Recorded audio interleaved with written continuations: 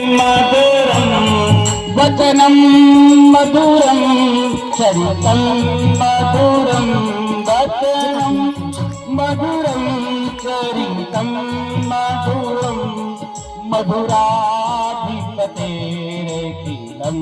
मधुरं मधुराधिपतेरखिलं मधुरं। भगवान का एक एक अंग मधुर है। भगवान की आंखें इतनी मधुर है।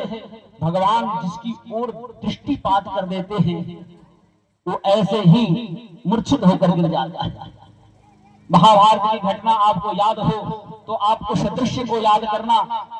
जब अर्जुन को अभिमान हो आया और अर्जुन को लगा कि हमने सबको मार दिया, अब अपनी डिंगे हाँकने लगा, तो बरबरी का नाम आपने सुना है? खाटू श्याम जो लोग जाते हैं दर्शन करने, बरबरी महाराज, और बरबरी को भगवान ने साक्षी बनाया था क्योंकि वो युद्ध देखने के लिए ही आए थे।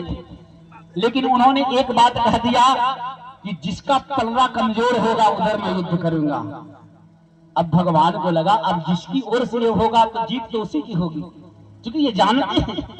लेकिन परीक्षण करने के लिए उन्होंने कहा कि तुम्हारा सामर्थ्य तो देखें, अगर कोई अपने शिविर में तुमको स्थान देगा तो कैसे मालूम तो चलना चाहिए आप कितनी सामर्थ्यशाली हैं।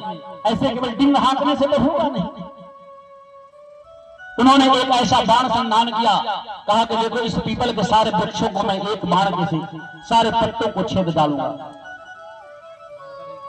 और भगवान को छलिया छल से एक पत्ते को चरण के नीचे दाब लिया और ऐसा बाण माला बरबरी ने सारे पत्तों को भेदते हुए भगवान के पास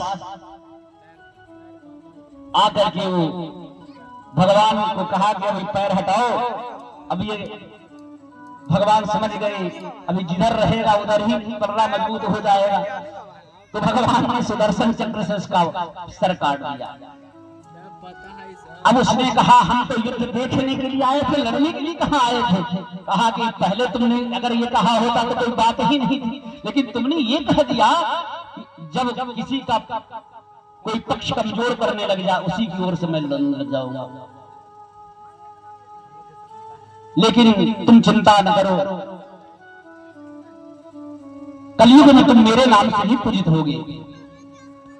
श्याम जी के नाम से पूजित होते हैं जो लोग खाटू श्याम जी का दर्शन किए हैं। और खाटू श्याम क्यों नाम पड़ा उनका? देखो का ये सभी का प्रोनाउंसिएशन कहीं कहीं जो होता है सब एक ही कर लेते हैं। काटो खाटो सब एक ही बोलते हैं। राजस्थानी भाषा में कुछ ये सब भिन्नताएं हैं, है ना?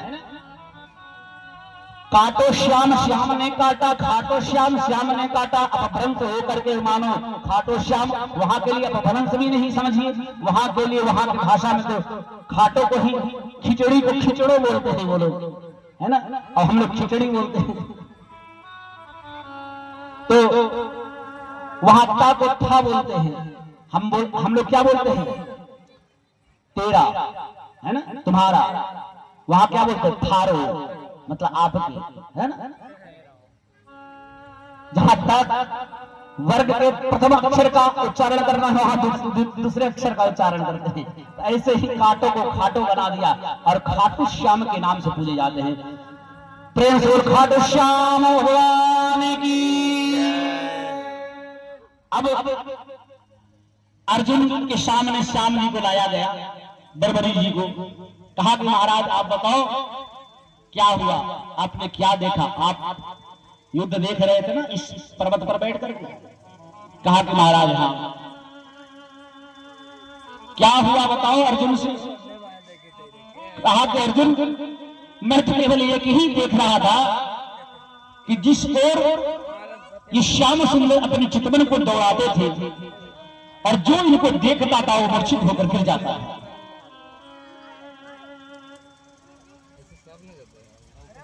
अब अर्जुन को जितना भी ये अभिमान हो गया था सब चकनाचूर हो गया।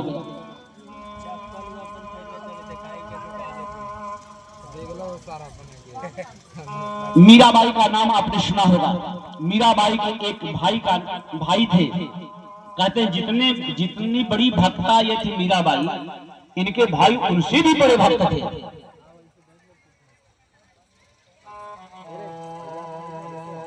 जयदेव जी नाम उनका है।